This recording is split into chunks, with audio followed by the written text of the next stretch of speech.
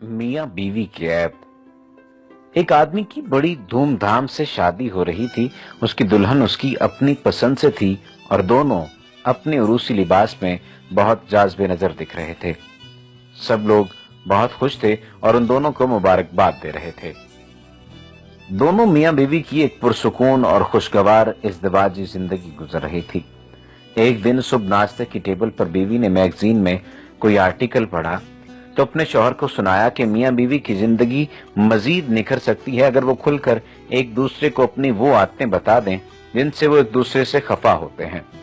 दोनों ने इरादा किया कि कल की सुबह नाश्ते की टेबल पर एक दूसरे को अपनी अपनी लिस्ट बनाकर सुनाएंगे कि एक दूसरे की कौन सी खसलतें उनको नागवार गुजरती हैं। अगली सुबह दोनों नाश्ते की मेज पर आई और अपनी अपनी लिस्ट खोल ली। पहले मियां ने अपनी लिस्ट में से पढ़ना शुरू किया। बीच में उसकी नजर अपनी बीवी पर पड़ी तो वो बेचारी रो रही थी। उसको कुछ समझ नहीं आया कि क्या हुआ है।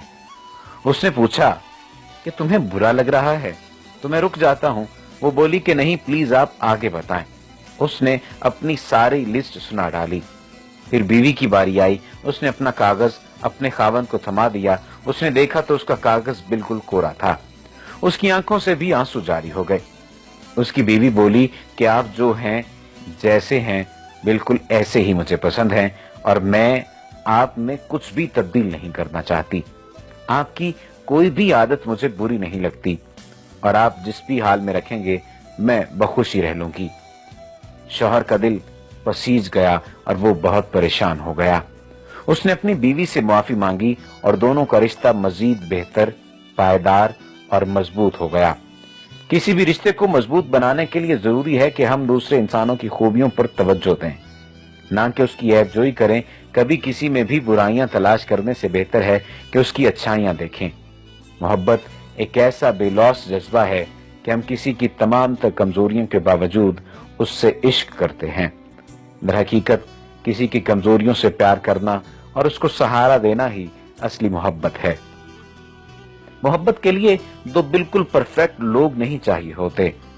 ऐसे इंसान दरकार होते हैं जो एक दूसरे का लिबास हों और एक दूसरे की ऐबों की पर्दापोशी करें।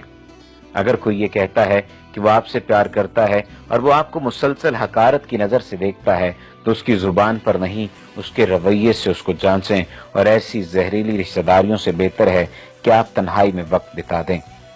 जहरीले रिश्ते इंसान को थका देते हैं और उसकी सेहत गिर जाती है। वो जिस तरह अपनी औलाद और बुजुर्गों को अहमियत और वक्त दे सकता था वो नहीं दे पाता।